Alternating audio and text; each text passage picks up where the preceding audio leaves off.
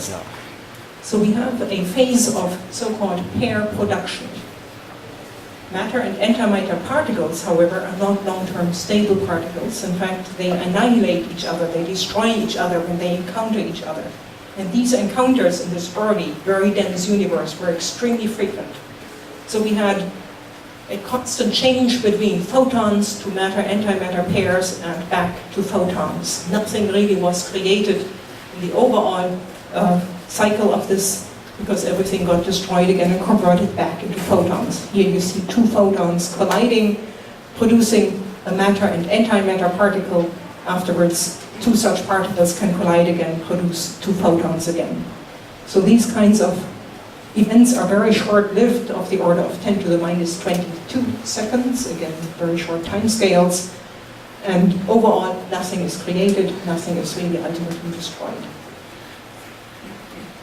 这边我不晓得各位听懂了没有啊？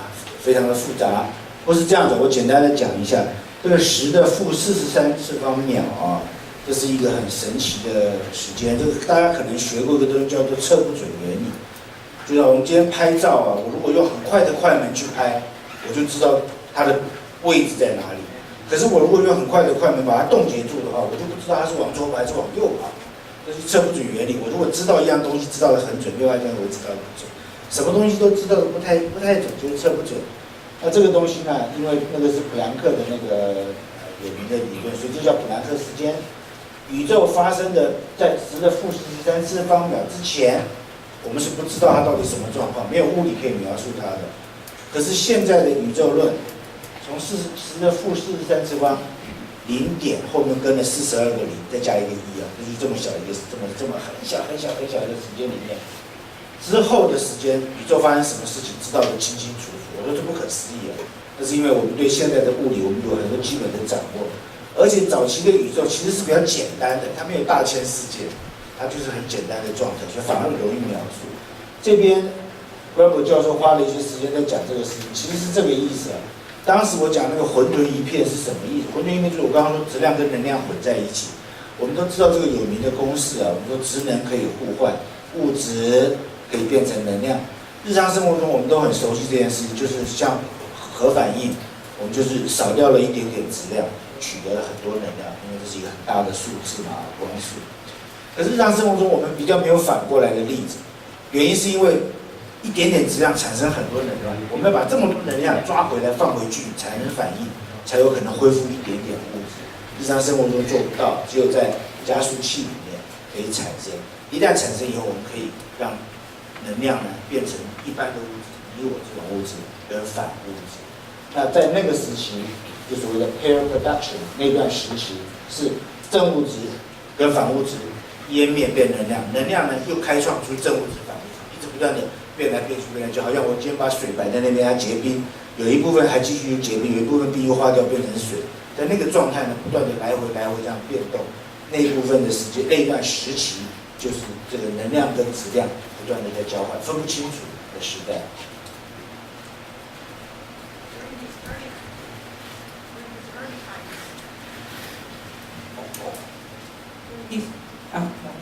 During these early times, basically all kinds of particles with all energies could be created because the energies of the photons exceeded these rest mass energies.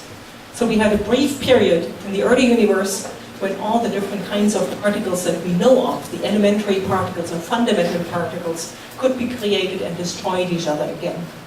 Today, for most of these particles, we actually need major particle accelerators to even reproduce them. However, I would just like to point out some particles that are the major particles that make up the matter that we are composed of, that we find around us. You may have heard that atoms and nuclei of atoms are composed of quarks. These quarks are being kept together by gluons. Gluons act like glue, keeping them together. You know, the carriers of these interactions. The two quarks that are relevant for us are the so-called up and down quark. All the neutrons or the protons in atomic nuclei are composed of up and down quarks kept together by gluons. In addition, atoms as we know them today are surrounded by electrons. They have an outer layer of one or several electrons.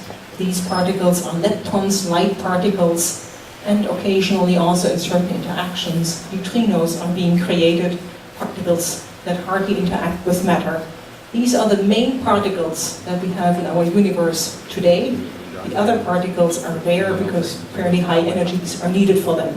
And then, of course, there's light, the photon as being the most important carrier of information in astronomy, created in many different kinds of interactions and emitted by through many different kinds of processes.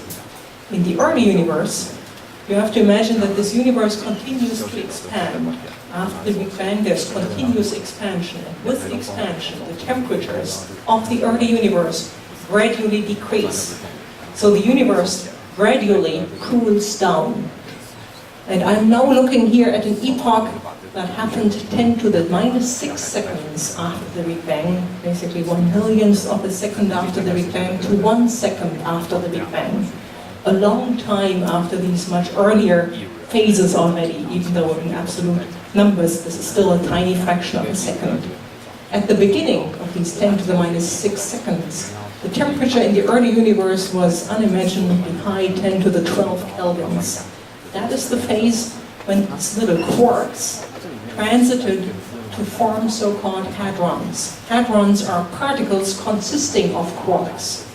Those particles of interest to us are called baryons. Baryons are particles consisting of 3 quarks. And in our normal matter today in the universe, we find protons and neutrons as the 2 particles that are making up atomic nuclei. You can see here protons consist of 2 up quarks and 1 down quark. Neutrons consist of 1 up quark and 2 down quarks. Those are basically the only quarks that are relevant and the only nuclear particles that are relevant to us. So we have the formation of baryons, particles consisting of 3 quarks. Many, many more hadrons formed, but only 2 of these forming hadrons were stable on longer time scales, namely exactly the protons and the neutrons. The protons have an extremely long lifetime, 10 to the 33 years, which basically means they live forever. None of them should basically have decayed on these time scales, because these time scales are much longer than even the present day age of the universe. Neutrons, unbound free neutrons, have a half-life of 615 seconds. Well, that's about 10 minutes. A fairly short time scale. But if you consider what kinds of time scales we are looking at here, we are basically only 1 second after the Big Bang or less than that. They live forever also, almost forever, on these time scales, because 10 minutes have not yet even passed. However, half-life also means we have an average lifetime. Some neutrons can decay, and they did decay. So a number of the previously formed free neutrons were decaying. We have also decreasing temperatures, continued expansion. That means at some point no new hadron and anti-hadron pairs could be created anymore by the energetic photons, because the energy of the photons also went down as the universe cooled. Only annihilation, destruction of these particle-antiparticle pairs could happen. Now in principle, all of the particle and antiparticle pairs that were initially created, whether they were still individual fundamental particles or had already combined to form hadrons or baryons, should have destroyed each other again. This did not happen. We are here, after all, in the present time. We are not just light consisting of light particles, so why did this not happen? Why do we still have matter in the universe? In this picture that was described before, this is not really expected. Well, we do not really understand the reason. It probably has something to do with a fact that is, or an occurrence that is called a charge parity violation in elementary particle physics. It means that there must have been a tiny imbalance in this early universe, namely that for each 1 billion antiparticles, 1 billion plus 1 particles were created. So that these 1 billion antiparticles and 1 billion particles could annihilate each other, but 1 particle would actually remain. Again, the reason for this asymmetry is not completely understood, but this asymmetry is the reason for the existence of normal matter in the universe, the existence ultimately also of galaxies, stars, and planets. After the annihilation of most of the particle and antiparticles, the universe was now completely photon-dominated. All the particles were destroyed, the photons that created them initially were floating around again, so we had a universe in which 10 to the 9, 1 billion photons came on each one stable hadron.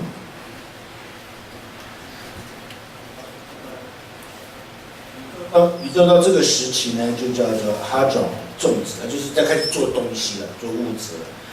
这边刚刚解释了一些基本的东西，比如说我们以前学到的质子啊、中子啊，其实它们都是由更小的东西组成的，都是叫夸克。反正就是有一些基本粒子组成。现在我们对这个东西知道很清楚了，怎么东西做的。好了，那我们现在目前看到最主要的就是这两种，就是质子跟中子。我们看到的原子就是质子、中子，再加上外面的电子。电子是另外一种，它不是由夸克组成的。总而言之，宇宙慢慢膨胀了，温度下降了以后，那么这时候呢，就只有 annihilation 就是湮灭，就是正物质跟反物质合在一起产生能量。那这一段很重要，我等一下来讲。就是说，理论上如果所有的东西都湮灭掉了，反正当时的质产生的particle 的粒子跟反粒子、物质跟反物质都湮灭掉了，我们现在应该什么东西都没有，宇宙中间只有能量。那到目前为止，有的东西不是很清楚到底为什么，但我们知道发生了这样的事情，就是正物质跟反物质没有一样多，有一点点不平衡。譬如说每10亿个反粒子呢，事实上有10亿个加1个正常的物质，那其他的物质全部湮灭掉了，所以让我们的宇宙就充满了很多光线、很多能量。但是这剩下的这一个 particle 就是比例了，后来做了等一下要讲的星系啦、恒星啦，我们都是剩下来的东西做。这跟前几天的新闻缔造中的那个实验是有关系的。因为宇宙中间一定还有地方还有反物质存在，它因为比较稀薄，没有湮灭掉。地球上不行，地球上你加速去产生反物质，一下马上就湮灭掉，它就遭遇到正常物质了。那缔造中他们就在做个实验，要到太空里面去捕捉这些反物质，所以跟这是有关系的。宇宙中间是不是还有某个角落，还有这种东西啊？你平常是看不出来，它发出来的光线什么是一模一样。它中间是一个带负电的反质子，外面是一个带正电的反电子或者正子，它绕起来就是一个反氢，反核氢。那它发出来的所有的光都一模一样，只不过它碰到一个正常的氢呢，它就会消灭掉。所以这边讲完以后，我们就结束了这个 hadron epoch。So basically, what we observe in the cosmic microwave background are these remaining 1 billion protons that existed for each one stable hadron. Now, the universe continues to expand, the universe continues to cool down during this expansion. And at a time 3 to 20 minutes after the Big Bang, nucleosynthesis could happen. That means our nuclei, our baryons, were actually able to undergo additional reaction to fusion with each other to form more heavy elements. Now this is something that happened when the temperature had dropped to a few times 10 to the 8 kelvins, corresponds on these times almost exactly to centigrade, the difference is actually tiny. And that means nuclear fusion processes could now occur at these temperatures in the early universe. Why couldn't they occur earlier already, when in principle they could? But the forming heavier particles were quickly destroyed by energetic photons and by collisions. Only at these temperatures actually nuclear fusion could happen and create particles that were stable on longer periods of time. And this nuclear fusion now happened in the entire early universe. It's very different from nuclear fusion in stars, and it lasted only 17 minutes, because after that the temperatures had dropped already to too low a value. And basically, what could be formed in these various reactions? Well, our hadrons, or our baryons that formed earlier, were mainly neutrons and protons. Those were the two baryons that were stable on longer periods of time. So these neutrons and protons can now react with each other. In fact, if we only look at protons, we have already the simplest nucleus that we can imagine, namely the nucleus that forms a normal hydrogen atom. So these protons plus neutrons, when they reacted with each other, formed another version, another so-called isotope of hydrogen called deuterium, namely a nucleus that consists of one proton and one neutron. Similarly, a deuterium plus another deuterium would form tritium, that you see over here. So basically hydrogen atoms consisting of one proton and two neutrons. And additional reactions could happen, for instance, tritium and deuterium together could form helium, that is the next heavier element, an element consisting of two protons and two neutrons. The nature of the elements is determined by their proton content. So anything with only one proton is called hydrogen, or isotopes of hydrogen. Over here with two protons we have helium, and helium can also have different configurations with more or fewer neutrons. This already happened then at these times, 3 to 2, the Big Bang. And the Big Bang nucleosynthesis that could happen depends on the number of photons per baryon on the one hand, because the number of photons per baryon determine the temperature and the density in the early universe, and in some cases may destroy these newly formed nuclei. On the other hand, it depends also on the number of protons and neutrons in the early universe and their relative density and relative numbers. That means we have something that allows us to predict what kinds of elements should have formed and how many should have formed in which ratios relative to each other, because that is critically dependent on the temperature in the early universe and on the density in the early universe. And these predictions are actually borne out very accurately with observations of the element-composed distant objects. It agrees fairly well. It's an important test of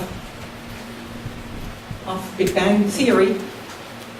What we find in this early universe, that in these early reactions, approximately 75% of hydrogen was created, 24% of helium, a tiny fraction of deuterium, of this isotope of hydrogen over here, and even tinier fractions of slightly heavier elements, namely lithium and beryllium. You may now ask the question of why didn't this go on? Why didn't other heavier elements form?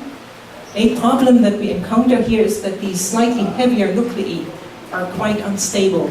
So it's very hard to form heavier elements.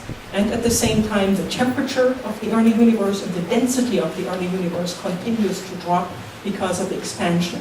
That prevents the formation of heavier elements. So our early universe consists almost entirely of hydrogen and of helium, a tiny mixture of slightly heavier elements. 这边是很多诺贝尔奖啊，很多通俗的这个科普的书在讲啊。大家听过一本书叫《宇宙的最初3分钟》，在3分钟就是因为到3分钟的时候，宇宙已经冷却到大概1亿 K 这样1亿度这样子的温度。那到了这个温度以后，原子就可以出现，原子核跟原子核可以互相遭遇，突破它的排斥力，而进行核反应。有了核反应，它是一个核子工厂，它就能够做东西，做各种不同的元素出来。所以很重要，就是在这前3分钟到20分钟，宇宙的温度啊，恰好可以做这件事情。这边讲的这个概念是这样：如果我拿一块冰啊摆在那边，然后我就给它热量嘛，那我这一大坨冰块所能分到有多少热量，决定了后来冰跟水的比例，对吧？这个道理很简单。所以当时的宇宙每一个物质，它所能分到的光子，就是分到的能量，就这么多啊，因为宇宙就这么热嘛，所以它就会决定，当时就会产生出来核反应，氢变成刀，刀变成氚等等，然后变成氦的原子。那这个很漂亮的工作，也是一个诺贝尔奖，就是宇宙不用靠恒星，不用靠后来的核子工厂，宇宙本身就会产生，因为大霹雳以后有一段的核子反应的时间，这就是证据。因为宇宙里面有75%的氢，24%的氦，还有一些微量的氘啊、锂啊、钡啊等等这些皮啊这些东西呢，就是大霹雳的核反应产生的。所以这是一个证据，证实大霹雳有存在过。因为宇宙的确有一段时间是非常非常高热会产生的。我们宇宙现在看到的这些东西的含量，光靠后来的恒星来做不够，宇宙年龄不够。一定要一开始就有一个核子反应，这是一个很重要的概念。So the time after this Big Bang nucleosynthesis, after we had the first heavier elements created, nothing much happened except for the continued expansion of space and the continued cooling down of this early universe. At a time corresponding to approximately 380,000 years after the Big Bang. Previously we were talking about fractions of seconds and minutes. Now we are at 300,080 years after the Big Bang, much longer time scales. We have a new period, a period at which, for the very first time, the universe becomes transparent for photons. I already mentioned this period earlier on. It's the period from which we observe the cosmic microwave background. Previously, the universe was filled with this very hot plasma of photons, positively charged nuclei consisting of protons or protons plus neutrons, the charge overall is positive, and many free electrons. So the photons were continuously scattered, they could not propagate freely. The universe was opaque for photons. And one also says radiation and matter, photons and these nuclei and electrons were coupled. They could not propagate or move freely independently of each other. Once the temperature had dropped to fairly low levels, 4,500 to 3,000 kelvins, these nuclei and the free electrons combined to form neutral atoms. For the very, very first time, we now had neutral atoms in the universe. The name recombination in that sense is a misnomer because re implies that it had happened before. Actually, the term is still being used, recombination, referring to the very first time when this universe became neutral. The density of free electrons at this point was very low. The photons rarely got scattered by these free electrons. They could propagate freely. They moved along with the Hubble expansion and got redshifted in this event. Basically, their wavelengths got stretched with the expansion of the universe, leading to what we observe today as cosmic microwave background. Another important point to make about this period of recombination is that previously we had this coupling of radiation and matter, preventing actually matter from collapsing under its own gravity. Now suddenly the photons can propagate freely. That means gravity becomes now more prominent, more dominant. And basically nothing exists anymore that prevents matter from collapsing under its own gravity if it can reach locally sufficiently high densities. Another way of looking at this period of recombination, or it's sometimes also called the period of the last scattering of photons, is by doing an analogy to clouds. Suppose you have a cloudy sky. In these clouds, you still have photons, obviously, but these photons get scattered all the time. The photons cannot just propagate freely through the clouds. You cannot look through the clouds as such. However, you see the surface, the ultimate surface, the outer surface here of the clouds, and that corresponds to this surface of last scattering, and that corresponds basically to the cosmic microwave background on cosmological timescales. And interestingly, with the theory of cosmology, one can predict the shape and the temperature of the expected cosmic microwave background spectrum. One can predict this and compare it with the observations. It's very accurately confirmed. Another strong pillar for this Big Bang theory, something that you would expect if indeed this scenario is correct. And this here's the spectral energy distribution that is actually measured. It corresponds to a very low temperature microwave range of 2.7 kelvins. 这就讲到38万年的时候发生什么事情。我们平常知道，一个原子啊，它的那个电子一定要在固定的阶段，好像我今天踢球踢到1楼、2楼、3楼，球不可能停在1、2楼中间，一定掉在某一楼层，所以这电子一定处在某一个能量的状态。那如果有光进来呢，它就把电子给吸掉了，对吧？就要激发到高能量。可是如果把电子给完全游离掉了，就是完全离开原子核的掌握，我们叫游离。那这种游离的东西啊，就叫电浆，正电有负电。它因为已经处于连续的状态，所以这些光啊就不容易透过它，就很容易被散射掉。所以在38万年前，因为大家都是处于游离状态物质，所以光就结合在一起，跑不出来，我们就看不到当时之前的情形。38万年的时候，温度下降了，所以原子呢，就电子就结合回去变成原子，那个叫复合，叫 recombination， 叫复合，中文叫复合。因为发生了复合，光就跑出来了，对吧？那个大量的光，因为宇宙在膨胀嘛，我们刚刚不是讲，宇宙在膨胀的话，速度很快就会往红的地方跑。那个光啊，到我们现在来看呢，就是一个在微波波段最强的能量分布。刚才的这张图，当然比喻很好，我们之前的散射看不到，只能看到最后这个，就是38万年。那这个呢是随着不同的能量辐射的强度，这个宇宙背景辐射啊，背景就是到处都有。微波呢，就是它最强的地方叫微波，事实上是每个能量都有。这一个它符合一个将近零下270几度啊，就是绝对温标2.73 K、2.725 K 的这一件事情，也是大霹雳的证据之一，独立的证据。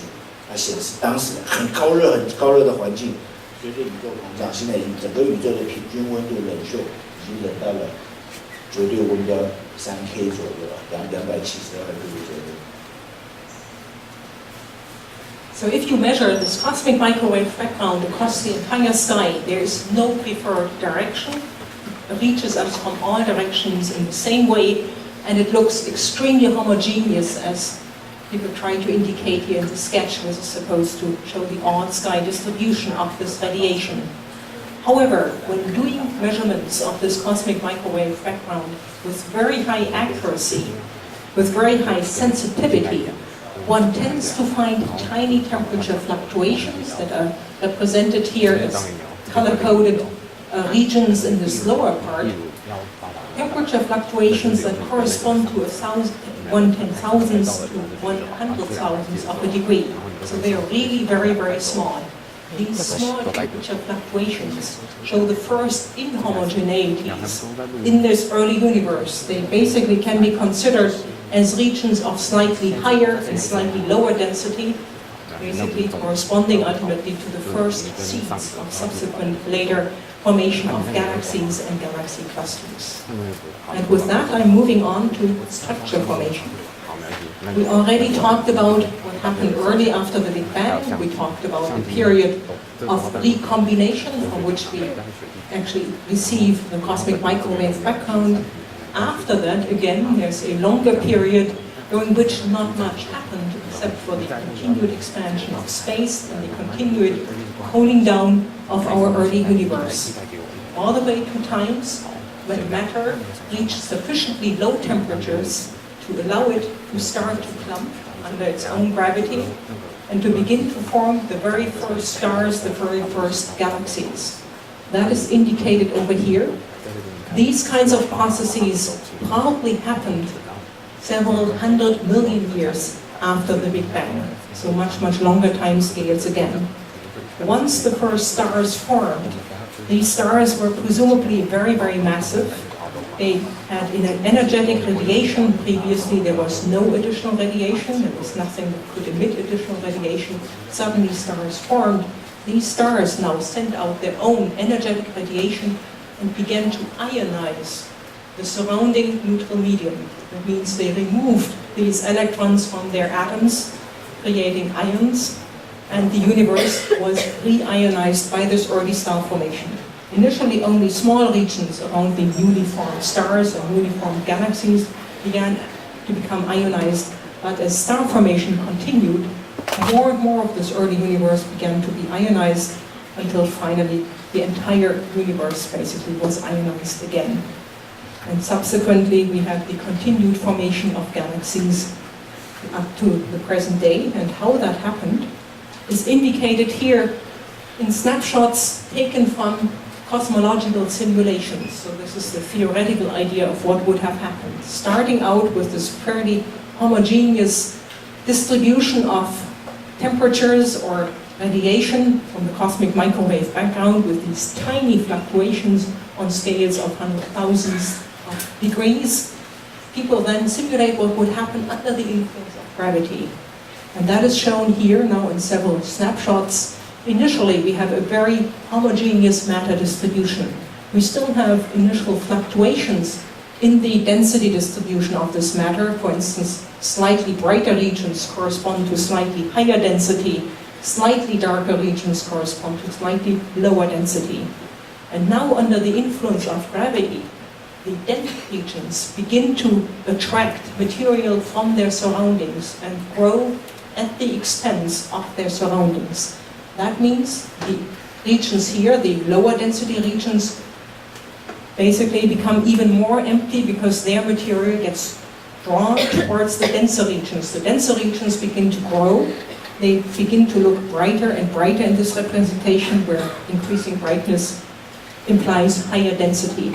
You can already see here the densities are higher. This corresponds to 11.5 billion years ago. This corresponds to 7.7 billion years ago. This is the present state, where we have very high density concentrations corresponding to galaxies or galaxy clusters.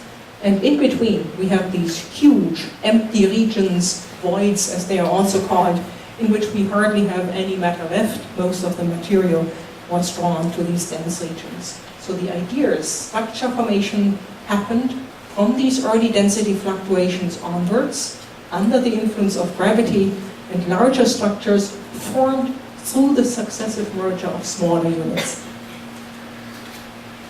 我坐到这边，我就不禁在想说，这个有一个很好的科展的题目，就是说，就地上的灰尘啊，为什么扫地就知道，对不对？灰尘都会集成一块一块的，为什么不是小的东西可以跟大的结合成，就结合成大的？可是我们脚踢，为什么没有把大的又踢成小的？为什么这个结构是总是由小而大？宇宙现在是这样，我们现在看到的宇宙是这个样子。等一下我们会看观测的东西，就是跟星系团多半集中在有点像海绵壁，就是在海绵的那个墙壁上，中间是一般比较空的东西，就是发光的东西星球星系就没有这样的，像这样集中的。这是137亿年以前就是38万年以后有光了以后，这是真正观测到的资料。然后利用电脑模拟去看这些结构怎么样从小的东西合并变成大的东西，变成大的东西以后，那个密度的反差就越来越大，密的地方就很多东西，空的地方呢东西就比较少。所以现在这一节讲的就是这些结构是怎么样形成。One can also liken this to a tree that grows from the top to the bottom, so in the opposite direction of the normal growth of trees. The idea being that initially we have very small density concentrations indicated here by these gray areas. And these smaller density concentrations, these smaller matter concentrations, now merge with more massive concentrations, leading to the growth of these more massive concentrations. And you can see here how these smaller twigs and branches begin to merge to form increasingly thicker branches, all the way down to this very thick trunk of the tree, which corresponds then to a very massive galaxy, and formed through these successive mergers of smaller subunits. So time in this representation goes down. This is the time direction in which this growth occurs. One can also represent this through animations in which cosmologists try to represent this. Let's see whether it works. Yes. We start out with a fairly homogeneous density distribution in the beginning, and now under the influence of gravity, the denser regions attract smaller matter concentrations and merge with these. So what you see represented here is basically galaxy growth through successive mergers with smaller subunits. And ultimately, in the end, we get a fairly massive object here in the central region, and many of the smaller objects will already have merged. Of course, they continue to merge until the present day. That's the overall idea of how structure forms in the universe. When doing such cosmological simulations, one can then also look at the expected large-scale structure of the distribution of galaxies across the sky. That is something that you see over here. These are simulations. The simulations predict a large-scale structure where galaxies, represented here through these little red dots, form massive concentrations, often along these filaments, and in between we have these extended empty regions. And actually, if one compares that to observed distributions of galaxies across the sky, on redshift surveys, for instance, where people measure the distances to different galaxies and then plot their density distribution, we see something very similar. Again, we see these strong concentrations of galaxies along filaments corresponding to galaxy groups and galaxy clusters, and in between we have these huge voids. So there is very good similarity between observations and simulations on large scales. They reproduce the observations very well. On small scales, we have qualitative agreement. On small scales, there's still a few problems. 这边就是刚才讲说是用电脑去模拟这些结构怎么形成，那个非常复杂的计算，很花时间，所以其实都是超级电脑算的啊。因为你要摆很多的粒子进去，让它们互相交互作用，看这些结构怎么样形成。Gravel 教授就是说，它是从小东西慢慢合并，就 merge 就是合并啊，一个慢慢合并成目前我们看到的大的东西。那这是一个超级电脑算出来的，也是去计算这个 galaxy 怎么样长大。这边这个东西啊，是一个时间的它是一个红移啊，意思是宇宙在膨胀嘛，所以离我们越远的呢，它的移动速度就越快。就我们量原来在实验室里面的某一条谱线，比如说氢气的谱线，那在这个星系里面，我们量到的那条谱线波长在哪里，我就知道它红移的程度。因为我知道宇宙是怎么膨胀，利用它红移的程度，我就可以知道它的距离。所以这其实就是距离或者是时间的一个测量。那这边就是在展示说观测，所以利用刚才讲的红移的方式啊，可以量的，这每一个点都是一个星系，这里面起码有100万个点啊。那我们在最中间扇形看出去，我们看到它的位置在这里，然后呢还有距离。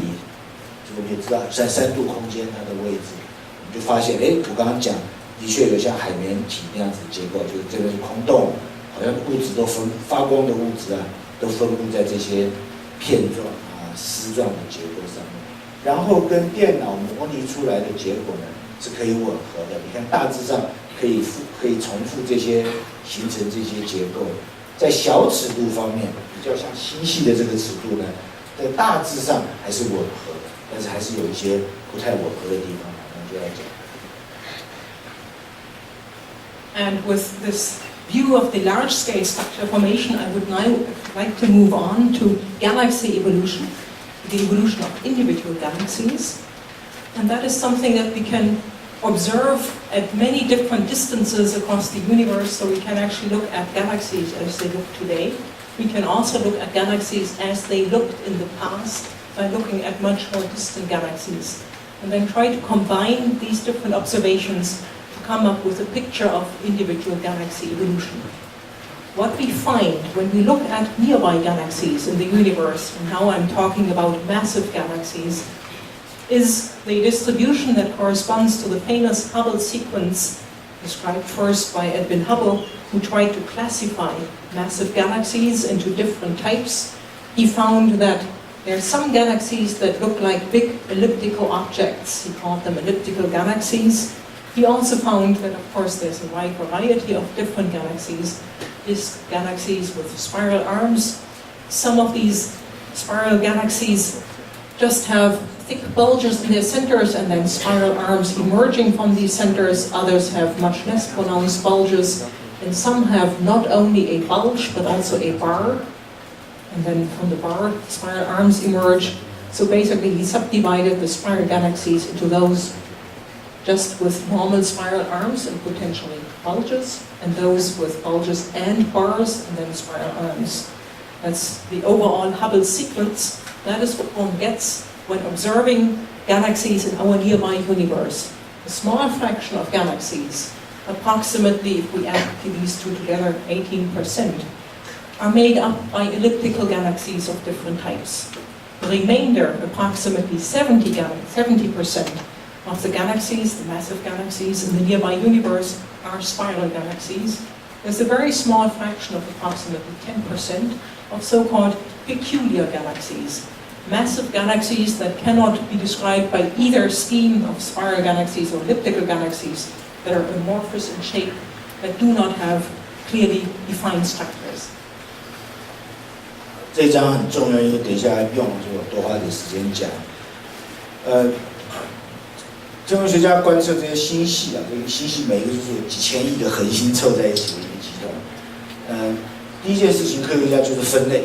我们先用外观来分类，所以有的星系呢，椭圆形的，有不同程度的这个椭的情形；还有一种呢，就是扁扁的，然后呢，如果侧着看就是像这样子，可是呢，正向的看它就有这些螺旋的这个结构。我们自己这个星系啊，就是有这样的螺旋结构啊，所以这个 S。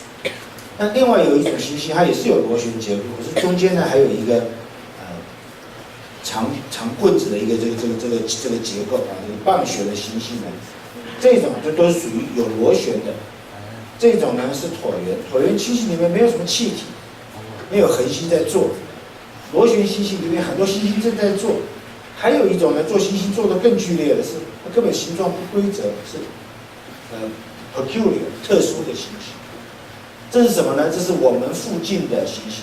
我们现在注意，现在是什么？现在是宇宙最老的时候。所以，如果我们回溯时间去看，我们就会看到早期的宇宙。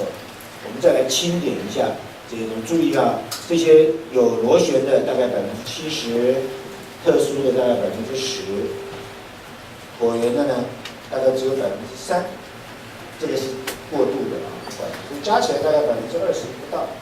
这是我们目前我们这个宇宙，我们这个周围的情形。That's our current universe. Right. So this is our current universe. Now let's move on to the more distant, earlier universe. There are various ways how we can observe that. For instance, we can use the Hubble Space Telescope, which is a satellite orbiting Earth. And this telescope has extremely high resolution and can go to very faint magnitudes, to very faint luminosities. This picture that you see here is an image obtained by this Hubble Space Telescope of a very small fraction of the sky with extremely high sensitivity. Basically, the telescope looked at this region for more than 11 days to go deep and to see these galaxies. If you look closely, you see many galaxies in this picture, but these galaxies mainly look strange. You know, they have these distorted features, amorphous features over here. It's hard to actually say whether they are elliptical galaxies or spiral galaxies. They do not seem to follow either one of these categories. So what does one get when classifying or putting these galaxies on the Hubble scheme, as well as other galaxies observed in similarly deep fields? Basically what results, and this now corresponds to the shape that galaxy had 6 billion years ago in the past, we still find elliptical galaxies. We still find spiral galaxies, but overall, many, many fewer spiral galaxies than previously. In the present-day universe, we have 70% spiral galaxies among the massive galaxies. Here, it's only 30%. We have similar numbers of ellipticals as previously, but we also have a huge number now of so-called peculiar galaxies. And these actually make up 50% of the massive galaxy population. So it looks as if many, many more galaxies were heavily interacting in the earlier universe than in the present-day universe, and galaxy morphologies, galaxy types change accordingly because of these interactions. Now, I've often talked about redshifts without really introducing this term. Redshift means that light gets shifted to longer wavelengths when objects are moving away from us. You have the same with sound. Imagine you hear an ambulance with the siren on, the ambulance is approaching you, you hear how the sound seems to get higher pitched. That's basically blue shift. If the ambulance moves away from you, you hear that the sound becomes deeper, lower pitched, the sound basically gets red shifted. The same happens with light. As an object moves away from us, the light gets red shifted, it gets moved to longer wavelengths. For galaxy spectra, this means that the entire spectral energy distribution across the entire wavelength range gets moved to longer wavelengths at higher redshifts when objects are more distant from us, receding with faster velocities. And you see that over here. Here we have moved already to longer wavelengths. This is 5.5 billion years in the past. This is 9 billion years ago, corresponding to a distance of 9 billion light years. The spectrum has moved even further to redder wavelengths. That means if we want to observe galaxies that are more distant, we need to also move our observational range to redder wavelengths. We need to go to the near infrared or to the infrared overall. Different wavelength filters basically are indicated here by these colors. This is the optical range, blue and red. Here we are in the near infrared and mid-infrared, not visible to our eyes, but visible to sensitive instruments on board of satellites. And doing this, we can actually study then the distant universe. Here, for instance, you have a large field on the sky observed with the Hubble Space Telescope, very, very long exposures, very sensitive observations. I hope you can make out a few circles, red circles here that are indicated. Within these circles, we have very distant, highly redshifted objects, which in this representation actually look red. Enlargements of these objects are shown over here. You see these little diffuse red spots.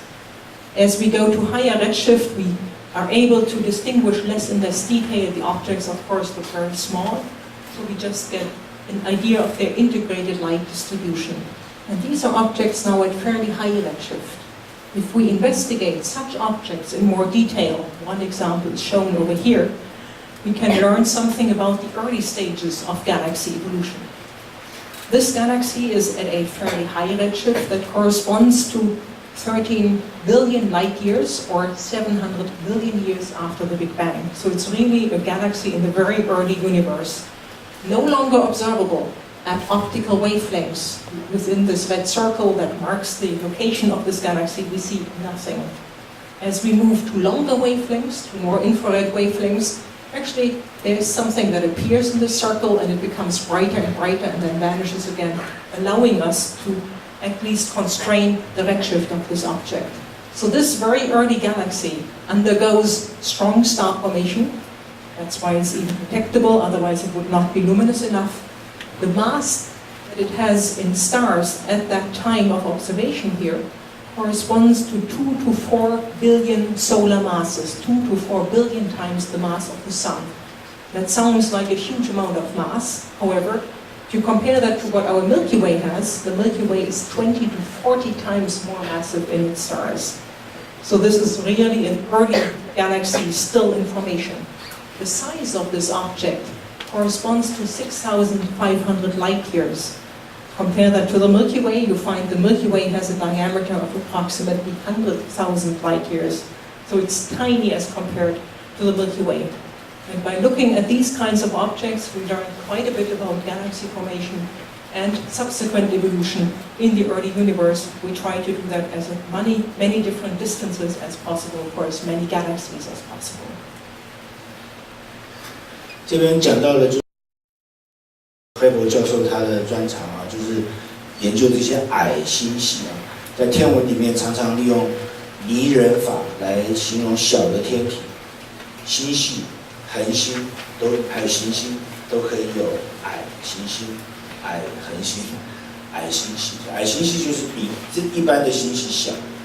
这个专长就是这样的，黑博教授就是说他在利用望远镜看到很远很远。以前的宇宙呢，就找到了一些这些的小东西，非常暗，质量也很小，大小也很小。他认为这些就是我们盖房子的砖块，就是一样一样建构大东西的小东西，就是矮星型。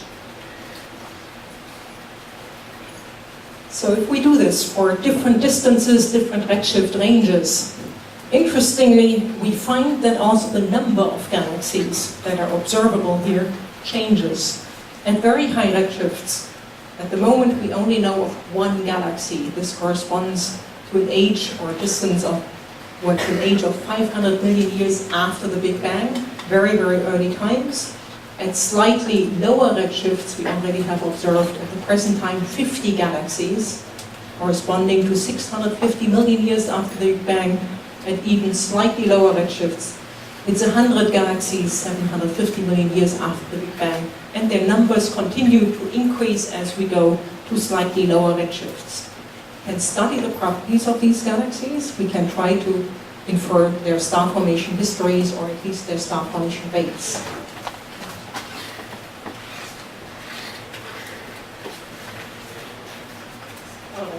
Okay, so what you see here is basically a picture or a diagram of the overall star formation rate as a function of time in the universe. At early times, we had still had comparatively low star formation rates. They increased, and most of the star formation activity happened basically between 8 to 12 billion years ago, maybe with a peak around 10 to 11 billion years ago. In the present day universe, the overall star formation rate in the universe is much, much lower already. That means that many galaxies have already converted a lot of the gas into stars.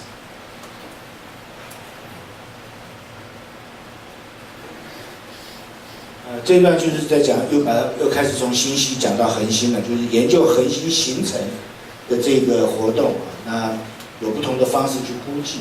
那横轴是时间，最右边是 Big Bang， 最左边是大霹雳，最左边是我们现在。纵轴呢是恒星形成的速度，快跟慢。就我们现在呢又是属于比较慢的了。在最中间的地方有一个地方恒星形成非常活跃，宇宙那时候发生是什么事情？为什么那段时间很会生孩子，很会诞生恒星？怎么样慢慢上来，又这样下去？这当然是一个很有意思的课题了啊。好，各位同学，我们休息10分钟。好，那因为现在我们校史馆施工，那边需要用大量的水，所以这栋大楼的那个水塔，冷气的水塔水不够空调使用，所以待会10分钟过后，我们现在义工的同学会导引各位到圣诗楼底下的博学讲堂，我们换到博学讲堂。好，那现在我们请义工同学带各位过去，我们10分钟之后在圣诗楼的博学讲堂。那个不好意思，就是今天早上来不及签到的同学，就麻烦你们